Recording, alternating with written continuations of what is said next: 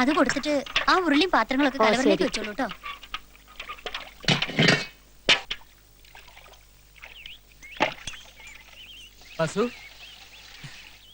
എത്തിയോ? ഞാൻ കരുതി പിന്നെയും മുങ്ങിന്ന്. എവിടെ മുങ്ങിയാലും എന്റെ വസുമതി ഇവിടെ ഉള്ളിടത്തോളം കാലം ഞാൻ ഇവിടെ തന്നെ പൊങ്ങും. ഇതെന്താ നെറ്റിയിലും താടിയിലും ഒക്കെ? എല്ലാം പ്രേമ സാക്ഷാത്കാരത്തിന് വേണ്ടിയുള്ള ഓട്ടപ്പാച്ചിലിനിടയിൽ എനിക്ക് കിട്ടിക്കൊണ്ടിരിക്കുന്ന കീർത്തി മുദ്രകളാണ്. ആ, വല്ലയിടത്തും കക്കാൻ കയറിയപ്പോ ആരെങ്കിലും പിടിച്ച് പെടച്ചിട്ടുണ്ടാവും. വസു, ചങ്കിക്കൊള്ളണ വർത്തമാനം പറയരുത്. വസുവിന്റെ മനസ്സിലല്ലാതെ വേറെ ഒരിടത്തും ഞാൻ ഇതുവരെ കക്കാൻ കയറിയിട്ടില്ല, അറിയോ? എന്ത്? എന്റെ മനസ്സിൽ കയറിയെന്നാ? അയ്യടാ, ആ പൂതി അങ്ങ് മനസ്സിൽ വെച്ചാ മതി. ഇങ്ങനെ എത്ര പേരോട് പറഞ്ഞിട്ടുണ്ട്. അപ്പൊ എന്നെ വിശ്വാസമല്ല അല്ലേ? പൂയില്ലിക്കാരനല്ലേ? പൂയില്ലോ? വേണ്ട, പാവത്തൊന്നും കാണിക്കണ്ട. അസുര ജന്മല്ലേ, ഉള്ളിലിരിപ്പ് എന്താന്ന് എനിക്കറിയാം. എന്റെ ഉള്ളിൽ ഒരു ചിന്ത ഇരിപ്പുള്ളൂ, നമ്മുടെ കല്യാണം. ഇത് കണ്ടോ, ഞാൻ വസുവിന് വേണ്ടി വാങ്ങിയതാ, മെയ്ഡ് ഇൻ ഇന്ത്യ. 4 ആളെ വിളിച്ചുകൂട്ടി നിശ്ചയം നടത്താൻ ഒരു സ്വർണ്ണ മോതിരം വാങ്ങാനായിരുന്നു മോഹം. പക്ഷെ പൈസ തികഞ്ഞില്ല. വിളിക്ക, എല്ലാവരുടെ മുമ്പിൽ വെച്ച് വസുമതിയുടെ കയ്യിൽ ഞാൻ ഈ മുദ്ര വളകൾ അണിയിക്കും. വസുമതിയായിട്ട് ബന്ധപ്പെട്ട എല്ലാരും വിളിക്ക. വേണ്ടതിന് പറയരുത്, ഞാൻ ഇതുവരെ ആരുമായിട്ട് ബന്ധപ്പെട്ടിട്ടില്ല. അയ്യോ, ആ ബന്ധമല്ല, ബ്ലഡ് റിലേഷൻ. എന്ത് ബന്ധമായാലും എനിക്കിതൊന്നും വേണ്ട. അയ്യോ, അങ്ങനെ പറയല്ലേ. ചുമ്മാ മിണ്ടത് പോകുന്നുണ്ടോ? ഇല്ലെങ്കിൽ ഞാനിപ്പോ ചങ്കെടുത്ത് കാണിച്ചാലും ചെമ്പരത്തിപ്പൂ ആണെന്ന് പറയല്ലേ വസു? ആർക്കാ പ്രേമ ചെമ്പരത്തിപ്പൂ? അത് പിന്നെ പൂജയ്ക്ക് അല്ല, സ്വാമിക്ക് കുറച്ച് ചെമ്പരത്തിപ്പൂ വേണമെന്ന് പറയായിരുന്നു. അതിനെന്തിനാ വസുമതിയെ ബുദ്ധിമുട്ടിപ്പിക്കണേ? അതെ, ആതിരോട് പറഞ്ഞാലും കൊണ്ടു തരായിരുന്നല്ലോ. ഞാൻ പറഞ്ഞു കൊണ്ടിരിക്കാം. ആതിരേ, എന്താ അച്ഛമ്മേ? സ്വാമിക്ക് കുറച്ച് ചെമ്പരത്തിപ്പൂ പറിച്ചു കൊടുക്കൂ. പ്രേമം വയ്ക്കോളൂ, കുട്ടി കൊണ്ടു തരും. അപ്പൊ വയ്ക്കോളൂ. എന്റെ തലയിൽ ചെമ്പരത്തിപ്പൂ വരുന്നു. ഇനി കാർ ഇവിടെ ഇല്ലാന്ന് വെച്ചാൽ ഞാൻ ടാക്സി വിളിച്ചു തരാം. പറയാതെങ്ങും പോകല്ലേ സ്വാമി. ആത്മീയ വിളി എപ്പോഴാണ്, എങ്ങോട്ടാണ് എന്നൊന്നും പറയാൻ പറ്റില്ലല്ലോ. എങ്ങോട്ടായാലും ഹോമം പൂർത്തിയായിട്ടേ അവിടുന്ന് പോകാവുന്നൊരു അപേക്ഷയുണ്ട്. ഇയാളുടെ മുഖത്തുണ്ടേ കരിവാളിച്ച് കിടക്കുന്നത്. കർമ്മദോഷം തീർന്നില്ല എന്നുണ്ടോ? നോം പറഞ്ഞിട്ടില്ലേ, ഓയില്യം തന്നെ. ഓ, ശിവ ശിവ. മകളി പ്രിയ, ഇനി എന്റെ ക്ഷമയെ പരീക്ഷിക്കരുത്. എനിക്കിപ്പോ അറിയണം, എന്താണ് ഈ പൂല്യം? അതെ, രാജയോഗത്തിന് പകരമുള്ള ഒരു യോഗ. രാജയോഗത്തിന് പകരമുള്ള യോഗോ? ഈശ്വര, ഇത് നേരത്തെ പറയണ്ടേ? സ്വാമി സ്വാമി ഇത്രയും മതിയോ സ്വാമി? ഇത്രയും മതിയാവോ സ്വാമി? സ്വാമിയുടെ മുഖം കണ്ടറിയാം, മതിയാവില്ല, കുറച്ചുകൂടെ വേണ്ടി വരും. എന്നാ ഞാൻ ഇപ്പൊ കൊണ്ടുവരാം. ആർക്കായി ചെമ്പരത്തിപ്പൂ? ചെമ്പരത്തിപ്പൂ ഭ്രാന്തിന്റെ ചികിത്സയ്ക്ക് നല്ലതാണെന്ന പുതിയ കണ്ടുപിടുത്തം. ഇവിടെ ആർക്കാ ഭ്രാന്ത്? ഇപ്പൊ ആർക്കില്ല, നാളെ ആർക്കെങ്കിലും വന്നുകൂടുന്നില്ലല്ലോ, അതല്ലേ ഇവിടുത്തെ അവസ്ഥ. കൊണ്ട് കളഞ്ഞേക്കല്ലേ, കൊണ്ട് തലച്ചൂട്.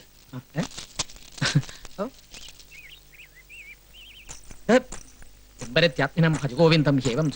എന്തേ, സ്വാമിക്ക് ഇഷ്ടായില്ലേ? ഇഷ്ടമായില്ലെന്നോ? ഭയങ്കര ഇഷ്ടമായി. ഇത് കൊണ്ടുപോയി തലയിൽ ചൂടാൻ പറഞ്ഞു. തലയിൽ ചൂടാനോ? ചെമ്പരത്തി പൂവോ? അതെ, ഓരോരുത്തരുടെ ഓരോ മോഹങ്ങളെ.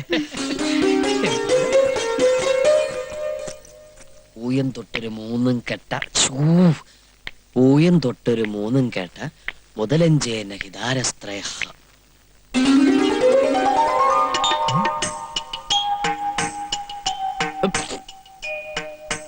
എന്തേ ഇങ്ങനെ ചൂടാനാണോ പറഞ്ഞത്?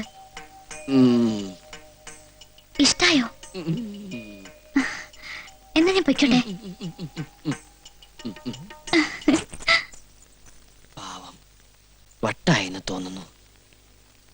ഇനി ഇതിനും ഹോമം നടത്തേണ്ടി വരുമോ ഈശ്വരാ? എന്റെ ചെറിയച്ഛനാ തമ്പിക്കുഞ്ഞ്. ഇത് അമ്മാവൻ. കേട്ടിട്ടുണ്ടാവും, കുളങ്ങരക്കണ്ടിയിൽ കുഞ്ഞിരാമൻ. എവിടെയോ കേട്ടിട്ടുണ്ടെന്ന് തോന്നുന്നു. ഇതാണ് ചെറുക്കന്റെ ഫോട്ടോ. സുഭദ്രേ. ആതിരി എന്നല്ലേ കുട്ടിയുടെ പേര്? സുഭദ്ര എന്റെ ഭാര്യ. എന്തേ പയ്യന്റെ ഫോട്ടോ. സ്വാമിയെ വിളിക്കാൻ പോയ മാമ്പിള്ളിയെ കണ്ടില്ല.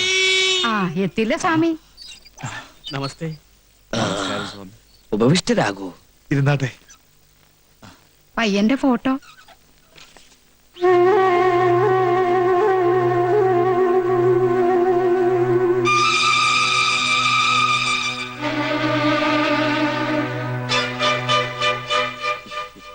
പേരിൽ നാഗത്തിന്റെ പര്യായം ഉണ്ടാവണമല്ലോ. കൂടെ ഭഗവാനും. അതെ, അനന്തൻ എന്നാ പേര്. അനന്തപത്മനാഭൻ. ഞങ്ങളൊക്കെ പപ്പനെന്നാ വിളിക്കാറ്. സ്വാമി, ആ പുരുഷൻ തന്നെയല്ലേ ഈ പുരുഷൻ? അതേ പരികർമ്മേ. ഏതു പുരുഷന്റെ കാര്യമാണാവോ പറയണത്? ഇന്നല്ലെങ്കിൽ നാളെ ഇങ്ങനെ ഒരു പുരുഷ ജാതകം ഈ തറവാട്ടിലെത്തുമെന്ന് സ്വാമി എന്നോട് പ്രവചിച്ചിരുന്നേ. സത്യാണോ? സത്യം എന്നോടും പറഞ്ഞിരുന്നു. പൂയം തൊട്ടൊരു 3 കേട്ട മുതലഞ്ചന ഹിതാരസ്ത്രീയ. തിരുവാതിര നക്ഷത്ര ജാതകയ്ക്ക് ചേർന്ന ജാതകാരൻ തന്നെ 9 പൊരുത്തങ്ങളും നാം കാണുന്നു. ഇപ്പോൾ ഈ മുഖശ്രീമാൻ സ്ഥലത്തില്ല അല്ലേ? ഡൽഹിയിലാ. ഇപ്പോൾ വലിയ നിലയില. നാട്ടിലൊരു കൂറ്റൻ ബംഗ്ലാവ് പണിയിപ്പിച്ചോണ്ടിരിക്കുക. എന്നാൽ തീരുമാനിച്ചോളൂ. ആതിരയുടെ വരൻ ഈ മുഖശ്രീമാൻ തന്നെ, അനന്തൻ, അനന്തപത്മനാഭൻ. ഇനി ഒട്ടും വൈകിക്കണ്ട. ശരി. വരൂ പരികർമ്മി. സ്വാമി താനുണ്ടാന്ന് പറഞ്ഞാൽ എങ്ങനെയാ? കണ്ടിട്ട് എന്തിനാ? എന്റെ ഇഷ്ടം ഇവിടെ ആർക്കും ഒരു പ്രശ്നമല്ലല്ലോ. വാശി പിടിക്കല്ലേ മോളെ, നീ ഇതൊന്ന് നോക്കൂ എന്നിട്ട് പറ. ദേ ഇഷ്ടായില്ലെങ്കിൽ മുത്തച്ഛനോട് ഞാൻ പറയാം. നോക്കൂ.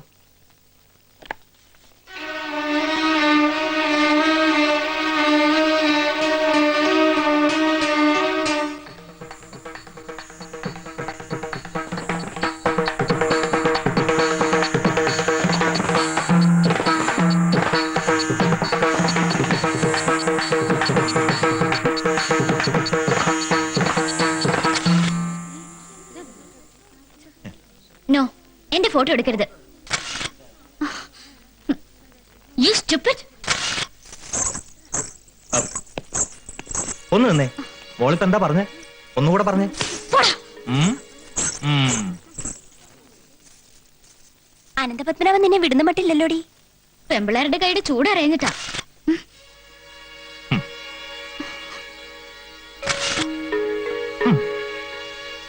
തന്നോടല്ലേ പറഞ്ഞ എന്റെ photo എടുക്കരുതെന്ന്? 1 minute darling, smile please. എന്തേ കണ്ടിട്ട് കണ്ണെടുക്കാൻ തോന്നണില്ലേ? ഇപ്പൊ എന്തായി? ഇതാ ഞാൻ പറഞ്ഞത്, ഫോട്ടോ ഒന്ന് നോക്കാൻ. 9 പൊരുത്തങ്ങളുള്ള ജാതകമാണെന്നാ സ്വാമി പറഞ്ഞത്. നിനക്ക് വേണ്ടി തന്നെ പിറന്ന പുരുഷനാത്രേ. അടുത്ത ദിവസം ചെക്കന്റെ വീട് കാണാൻ പോവാ മുത്തച്ഛൻ. മോളെ, എങ്ങടായി കുട്ടി ഓടണേ? അനന്തനെ പൂട്ടാൻ ഇനി അധിക ദിവസം വേണ്ടി വരില്ല. ഫോട്ടോയിൽ കണ്ടാൽ അവൻ ഇങ്ങനത്തെ ഒരു ഡോൾബി ആണെന്ന് തോന്നുകയില്ല. എന്തൊരു നല്ല മുഖം. ആ മുഖവും ആരെയും സംസാരിച്ച് വീഴ്ത്താറുള്ള ആ നാക്കുമാണ് അവന്റെ ഏറ്റവും വലിയ ആയുധം. എന്താ? ആതിര ഇതാണ് 9 പൊരുത്തങ്ങളുള്ള ആള്. ഇയാളെ സ്വാമിക്ക് അറിയില്ല, വേറെ ആഭാസനാണ്. എന്നോട് പ്രതികാരം ചെയ്യാൻ വേണ്ടിട്ടാ ഈ കല്യാണാലോചനയും കൊണ്ട് വന്നിരിക്കുന്നത്. എന്റെ കൊക്കല് ജീവനുണ്ടെങ്കിൽ ഞാൻ സമ്മതിക്കില്ല. ഇഷ്ടമല്ലെങ്കിൽ പറഞ്ഞാ മതി, ഞാനൊരു ശല്യാവില്ല. പക്ഷെ ഇയാൾക്ക് കഴുത്ത് നേരിട്ടേണ്ടി വന്ന പിന്നെ ആദരം ഉണ്ടാവില്ല. കുട്ടി, ആതിര നിൽക്കൂ. ഈശ്വര, അവളെ ഈ കല്യാണത്തിന് സമ്മതിച്ചില്ലെങ്കിൽ നമ്മുടെ പ്ലാൻ എല്ലാം പൊളിയും. പിന്നെ അനന്തനെ ജന്മത്തിൽ എനിക്ക് കണ്ടുപിടിക്കാൻ പറ്റില്ല.